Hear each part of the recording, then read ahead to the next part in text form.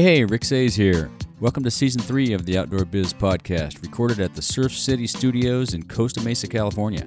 I have another great season of interviews with retailers, brand managers, athletes, executives, and others in the outdoor biz to share their stories, tips, advice, productivity tricks and hacks, and ideas you can use to take your career business to the next level. Today's podcast is brought to you by InMotion Hosting. I've used InMotion Hosting to host my websites for years. Rick Sayes Photos, blogs, Stillwaters Consulting, and the Outdoor Biz Podcast are all hosted with InMotion Hosting. If your New Year's resolution is to publish a blog, produce a podcast, or simply secure a domain name, go to theoutdoorbizpodcast.com/InMotion and sign up with them today. They make it simple and quick to get a new site up and running with easy installation tools. That's theoutdoorbizpodcast.com/InMotion. Get going today. Hey, I'm excited to be speaking with Angel Castellanos, the Travel Ambassador, today. You've seen him on the New York Times Travel Show, the Travel and Adventure Show, ABC, and more. We talk about how he got inspired to travel, all the places he's been, and how he became the Travel Ambassador. Enjoy. Hey, Angel, welcome to the show. Thanks so much for having me, Rick. Yeah, great to have you on. How's it going today? Can't complain. I'm enjoying life in Southern California. Nice. Now, it looks like you're a super busy guy, so you're probably excited to be home for a while, eh? I am, but it's always, one of the best things about travel for me is coming home because I'm after, perspective when I'm away, whether I'm enjoying the outdoors or traveling to a foreign destination. It's the perspective that I get when I come home that's really great, Right. I never love America more when I'm away, but I love America when I'm home just after a trip because we have the best internet, we have amazing freeways, we just have so much in this country. Yeah, we're pretty fortunate. Yeah, it's pretty amazing when you get into some. I mean, you've been to a ton more countries than I have, but some of these countries you get to, they have freeways and they have internet, but it's just not quite a lot of loose ends, not quite as buttoned up as it is here. Yeah, and you get to realize the freedoms that we have in this country too. I mean, if you've ever been to a country where there's no freedom of speech, let's say you come home and you really value that about our system. Yeah, right. Yeah. So let's start with how you got into travel. How did you get? Who stoked your passion on travel? Where'd that come from? So really, it came from my parents. They were avid travelers. I come from a family of travelers, and I had my very first passport before I could even speak, read, or write. Wow. They always stoked that wanderlust in me. Mm-hmm. And when I was a kid, we'd get these postcards from foreign destinations. And I always loved history, art, and culture. So when I eventually did take my first memorable international journey, I realized that there was much more in the world than just my little league team and what was happening on my cul-de-sac. Right. That's good. I like that. What was your first international journey? So I had traveled when I was much younger with my parents, but when I was 13, they decided to take me on an epic road trip. So we drove from Pasadena to Texas. So we saw all of the great sites in the Southwest, Grand Canyon, the Alamo, things like that. And then we continued on to Mexico City. Oh. And we eventually went to the Yucatan, and we just drove all the way to Honduras, believe it or not. What a great trip. And then we sailed the Caribbean and did everything in reverse. So we drove back from Honduras all the way on the Pacific side. So that took about 3 months. Yeah. And we left not long after I ended elementary school, junior high, and started came home right before high school, just a couple days before high school. So we were gone that whole summer. And that was probably the first epic trip that I ever took that really, started the flame of travel, I would say. That would cement and it. Really, at the time I was just a kid and I hated it. I came home and I hugged our tree and all of that stuff. And my cousin had to come with us as a playmate. And, we were in a VW, I think Valhalla or something like that, a VW bus. Yeah. trekking through Central America. But then, I studied abroad when I was in university, and that really fanned the flames that started when I was much younger. So were your parents in the travel biz, or they just like to go on these great vacations? No, they weren't in the travel biz, but I think because of our culture and heritage and, being first-generation Americans, they still had that spirit of travel. They weren't quite set into the standard 2-week vacation mode. My mom was a stay-at-home mom, and, my dad worked like everybody else, but he really valued time with the family. How did he get that much time off? What kind of job did he have that gave him that much time off? That's amazing. Yeah, commercial real estate. Oh, okay, got you. Yeah. Yeah. Okay. Yeah, my dad worked at a steel mill, and I guess once you've been there 15 years, he got a 15-week vacation. And my folks traveled all around the U.S. with my brother. My sister and I were in high school. We chose not to go, but same kind of thing. They had a great time. Yeah, and I'm the youngest in my family, so my dad was at the end of his career and was able to take, I think, a little bit more liberties with the traveling as well. Gotcha, yeah. And so from there, you just traveled a bunch as a youngster and growing up. How did you get into the travel industry? What was your first job there? Oh, well, I worked at this amazing travel bookstore and outfitter in Pasadena called Distant Lands. Fabulous. And Those guys are great. Yeah, just a phenomenal place that actually has such a deep love for travel and all things travel and all things outdoors. So I was actually a customer first. I walked in during university. I needed to get a travel pack, and I walked in. They also had a travel agency that issued rail passes. So walked in with my friends, got everything done. And then when I came home, I wanted to work there because I enjoyed my trip so much. So it was a 10,000 square foot retail travel store, sold books, hard goods, soft goods. So all the major outdoor brands, Kelty, North Face, Eagle Creek, were sold in this store in addition to all of the great books. Right. So it was really a one-stop travel store for all kinds of travelers. Yeah. And so I eventually made go ahead. They started as a bookstore, didn't they? Yeah, it started in 1989 as a bookstore and grew into the largest travel bookstore west of the Mississippi. Right, and they were one of the first true travel-focused retailers. I mean, we had La Travel down here in San Diego, but I think they were the only other one on the West Coast, if I'm not mistaken. Yeah, and they were a great kind of synthesis to Le Travel Store. I think, to be truthful, Le Travel Store was the inspiration for Distant Lands, and then it just grew into so much more. The idea was that you could get anything for any adventure inside of Distant Lands, including all your books and maps. Right. And how long did you work there? So I worked there for, several years. I worked my way up to buyer position. Oh, cool. And through the process, I got to meet so many great people that had an amazing influence on me. And then I left. I went to go work for a design store. Oh, wow. A design company that made cable management products. So completely different industry. That's a 180, Yeah. And that really proved to be the turning point for me because I realized how much I missed both the outdoor and the travel industry. And I realized that I needed to somehow travel the world and monetize that and continue spreading my passion for travel. And so you transformed that into the Travel Ambassador. Tell our listeners about that. How did that all begin and then grow into what it is today?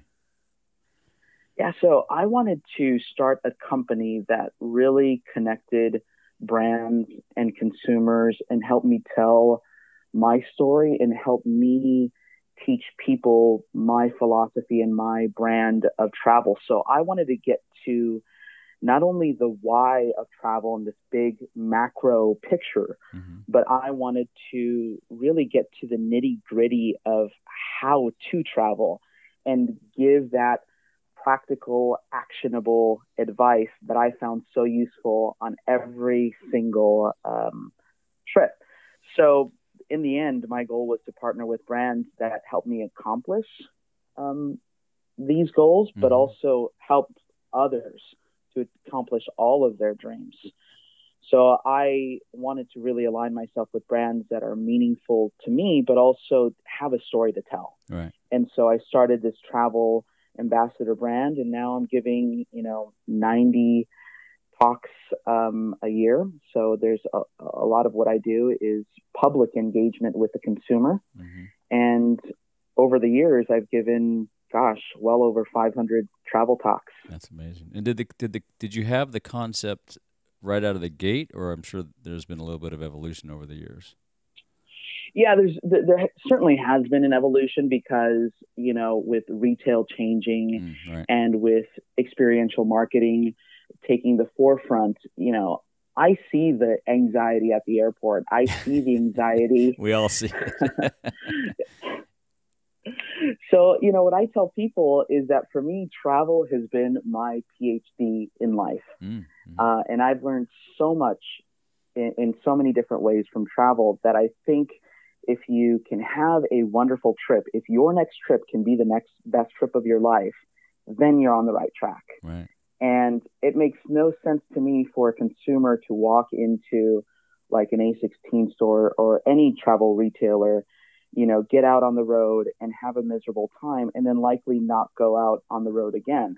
So my goal was to really help my fellow travelers achieve whatever their travel dreams are. And in order to monetize that, I have a website, I have speaking gigs, and I partner with all these wonderful brands that have great stories to tell. And what was your first speaking gig? How did that go? Oh, well, I started really at distant lands, giving talks about my Eurail pass and giving talks about not getting pickpocketed in Europe. And just, I would formulate all of these different travel talks based on my experiences, but eventually used my trips and the destinations that I was traveling to as a prism to teach practical travel skills. Right. That's a great place to hone that. Yeah. Hone those skills. Yeah. So it really started there. And then eventually I was asked to speak to various groups, and the stages just got bigger and bigger, and the crowds just keep getting bigger, I guess. What's the biggest? How many, where's your biggest stage?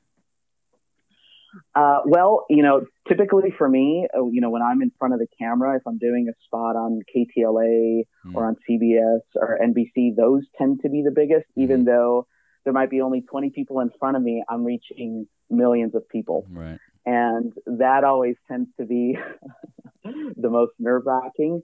But when I speak like at the New York Times Travel Show or at the LA Travel and Adventure Show, those crowds can be pretty sizable as well. Yeah, that must be super fun. And what? Tell us about a couple of accomplishments you're most proud of.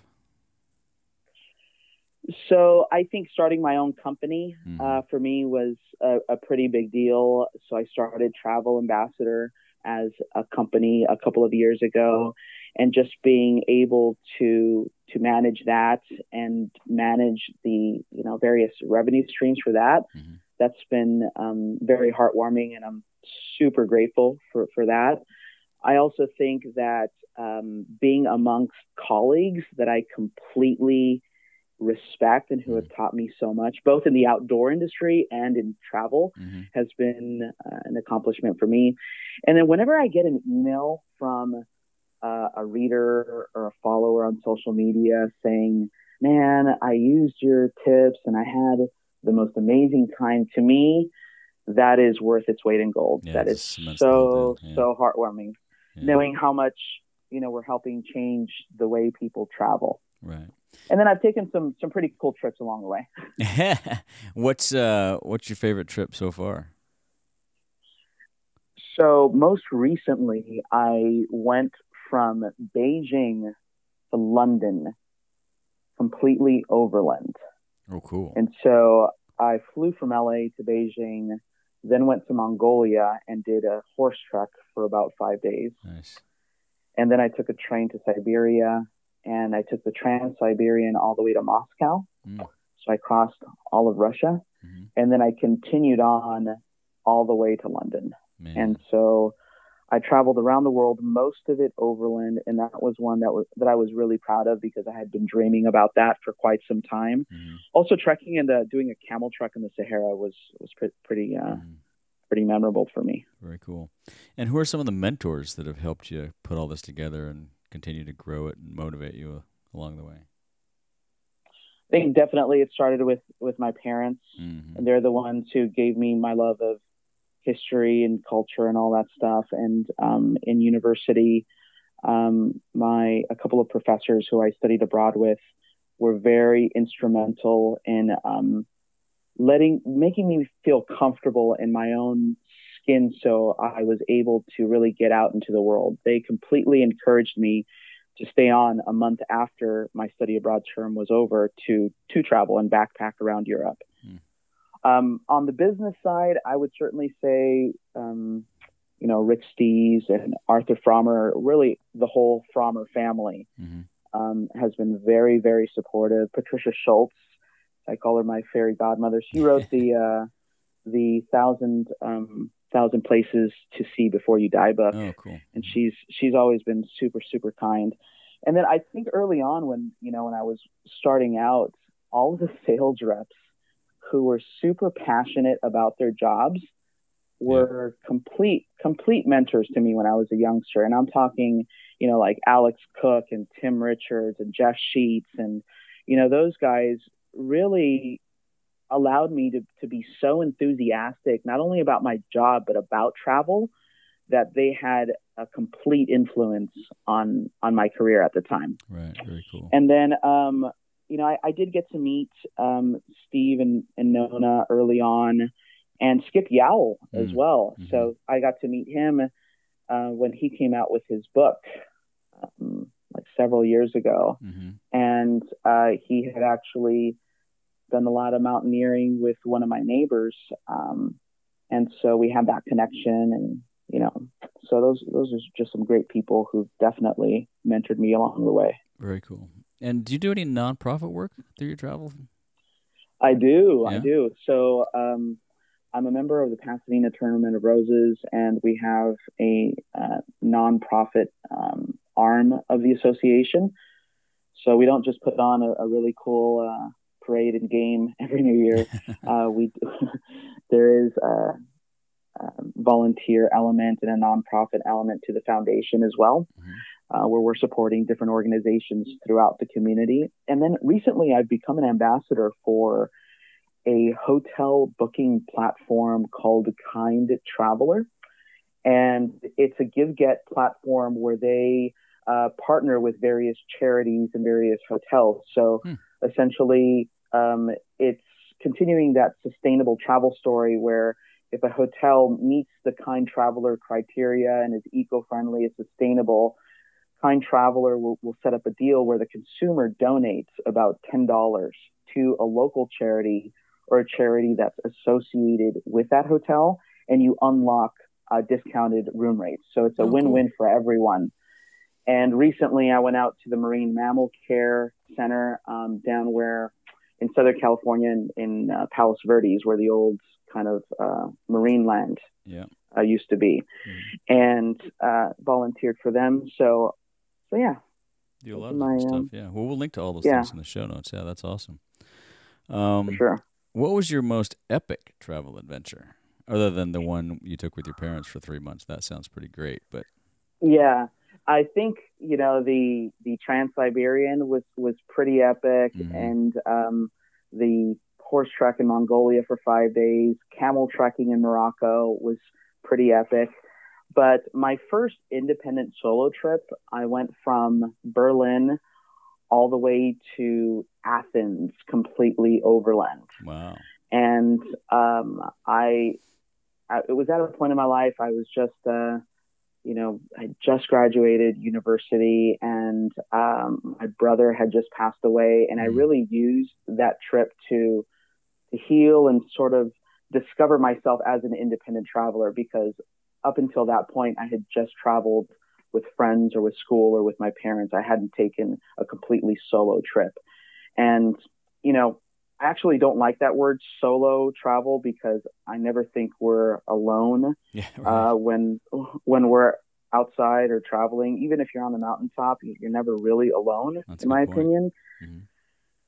So I like independent travel, and that was the first time I really started to hone my skills on successful independent travel. That's cool.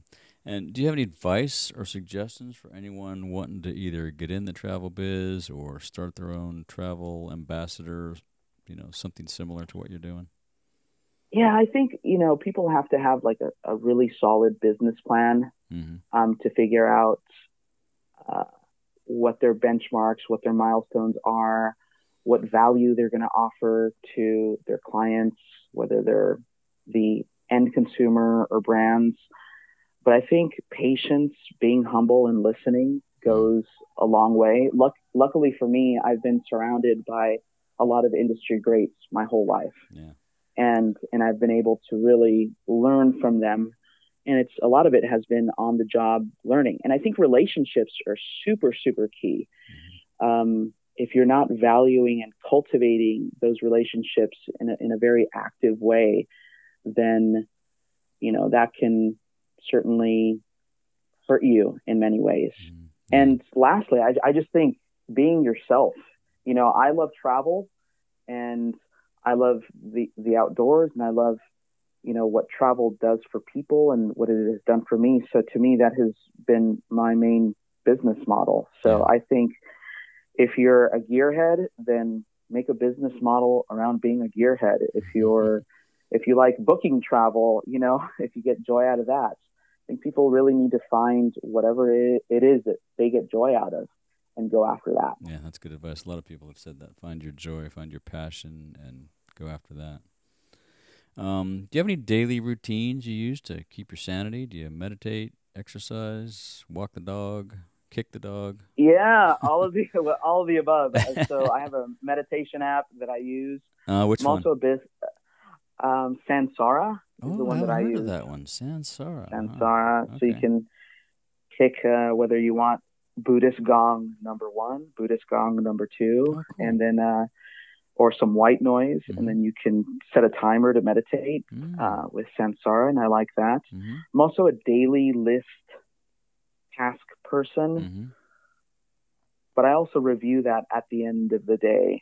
So there's a great product called the Productivity Journal. Okay. And you can use that to kind of set your high-level goals, low-level goals for the day, and then review that at the end of the night and see where you are. And I find that to be very useful. And, of course, lots of coffee helps. Big coffee person. Yeah. Do you have a favorite kind? Well, see, I'm a big fan of espresso and properly roasted coffee. I don't really buy coffee from, you know, the big green guy from Seattle. Yeah. Or the brown guy from Berkeley. Yeah. So I like visiting my independent shops. I've been supporting independent businesses my whole life. So nice. I like a true, proper coffee. And I have an espresso machine at home, so I'm a little spoiled that I can just touch a button and get proper espresso. But we also have a Bialetti, which is a classic old Italian like percolator thing that every Italian grandma has. I grew up with one of those, and I grew up with one of those sits too. over my stove. Yeah, cool. that sits on the stove as well. And do you use that regularly? Turkish coffee. Yeah. Oh, cool. We even do awesome. Turkish coffee as well. Oh, yeah. I've only had that in Turkey. I haven't made that myself. In Bosnia, I bought a little Turkish coffee holder, and we can knock it out of the park. That's like kick in the teeth, that coffee. Oh man, no kidding. Yeah, exactly. I used to have one of those, when we were in Turkey. Obviously it was the first leg of a trip, and we were all jet lagged, so one of those in the afternoon though, man, boom, you are awake. Let's go. Do you have any favorite books, or do you give books as gifts very often? Yeah, so my friends wrote a really great book for Nat Geo that is about how they turned their honeymoon into a lifelong trip. I mean, they're still traveling. Oh wow! They're on this like lifelong honeymoon, and they have an RV. I think right now they're in the Glacier National Park. So you can look for that book based on couples who love to travel from Nat Geo. But I also like to read historical books. I like the David McCullough books, like 1776, the John Adams biography. He did a great one on the Wright brothers.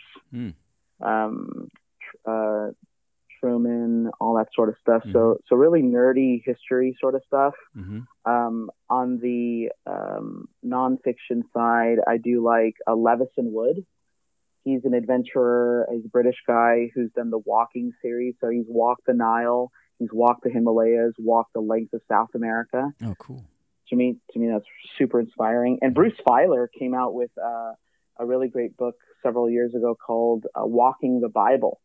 So he follows kind of the path of Abraham in those first 5 books of the Bible, and he's traveling overland throughout the Middle East. And on the motivational side, I would say Gary Vaynerchuk, Gary V. Yeah. He's pretty amazing. Yeah, he is, man. He puts out a lot of content, that guy. Man. Yeah, he does. He's impressive. How about a favorite piece of travel gear under $100? Definitely have to lead with Packet, of course. That I think that is not only changed the way I travel, but so many other people. I honestly, I don't know how to pack without it. I've been doing it my whole life. I mean, I remember on that very first trip, we drove from Pasadena all the way to Adventure 16 on the west side because my dad said, "Oh, you need a new duffel bag for this trip we're going on." And even though we could have driven to Sports Chalet, which was way closer, he insisted on going to A16, the best, outdoor shop in our area. So we go there, we buy a duffel bag, and he tells me, "Okay, so this is your duffel bag for this trip." And he tells me in the shop what we're doing, when we're leaving, where we're going, in about a week. So start packing, and he's kid. Like, "Oh, yeah, exactly. So start packing, and you're going to probably share this duffel bag with your cousin who's going to come with you." And I just remember this was before Packet even came out. So then on my first backpacking trip, I had my mom help me pack my backpack for, months in Europe. And she used these magical cubes. Oh, wow. Interesting. And I thought, well, my goodness, you're folding and rolling like Dad does, military style, but then you're keeping everything in these cubes, and it's changed my life ever since. I mean, I just never worry about packing. No, I still use them to this and day. then because I'm trying to cut out all plastic from my life, I love the Light My Fire products. Okay. And I don't have any professional association with them, so this isn't like, me trying to sell anybody on them. Right. I haven't heard of them. But so they're based out of Sweden, and they make those sporks that everybody buys that are, really, really great. But they also have a reusable straw, and I just purchased a reusable cup made out of silicone. Cool. So I have a water bottle like everybody else does. Sure. But when you're being offered water on the aircraft, they always want to give you one of these plastic cups. Right. So the Light My Fire cups are pretty small and collapsible, made out of silicone. You have a reusable straw. I've really dedicated myself to avoiding plastic straws. And then I have my spork for street food around the world. So all of those are well under like $20. Yeah. And so we'll look those guys up and link to them. I haven't heard of that. I'll check that out. Have they been to OR? Probably not. Yeah. They were at OR in Denver. For sure. Oh, okay. Missed them. I'll check it out. Yeah. Anything else you want to say to our listeners before we wrap up? Just that I think that so much has changed in the world, and one of the things that I think keeps us all grounded is knowing each other's humanity, and travel really helps us understand that humanity that is weaved throughout the world and our commonalities. And hopefully when people travel, they get just a little bit of perspective to help them change their mindsets about things. Right. Love it. And how can people find you if they want to reach out? Info@travelambassador.com. Is that the best place? Well, my website is angelstravellounge.com. Okay, we'll link to that for sure. So ANGELS travellounge.com. And they can find me on Twitter, Angels Travels. On Instagram, it's Angels_Travels, and YouTube and Facebook and all that stuff. But really, my website links to everything. So cool. We'll link to that, and then I'll make sure and follow you and tag you when all the good stuff comes out on the episode. Cool, man. Great. Well, thanks for the time, Angel. I appreciate it. It's amazing what you've done. It's very impressive. Yeah. Keep up the good work. Thanks so much for having me. I appreciate being on. Yep, glad to have you on. Have a good day. Thanks. Bye. All right, I hope you enjoyed that conversation with Angel Castellanos, the travel ambassador. You can catch up with Angel at angelstravellounge.com or hit him up on email at info@angelstravellounge.com. You'll find links to everything we discussed in the show notes at theoutdoorbizpodcast.com/episode 122. Be sure to hit your favorite podcast app and subscribe today. Thanks for listening. Today's podcast is brought to you by WordPress. I've used WordPress to build a number of websites, including Stillwater's Consulting and the Outdoor Biz Podcast. There are a number of themes and plugins available both free and for purchase, enabling you to easily create the custom look and feel you want. If you're starting an online business, publishing a blog, and looking to take your online presence to the next level, visit theoutdoorbizpodcast.com/WordPress and get going today. With simple installation tools and thousands of themes to choose from, you'll be up and running in no time. Go to theoutdoorbizpodcast.com/WordPress and get your site launched today. If you want more of the Outdoor Biz Podcast, you can subscribe on iTunes, Stitcher, Spotify, or your favorite podcast app. Be sure to go to theoutdoorbizpodcast.com where you'll find all the links to the episodes, show notes, and much, much more. And be sure to make time to get outside and take someone with you.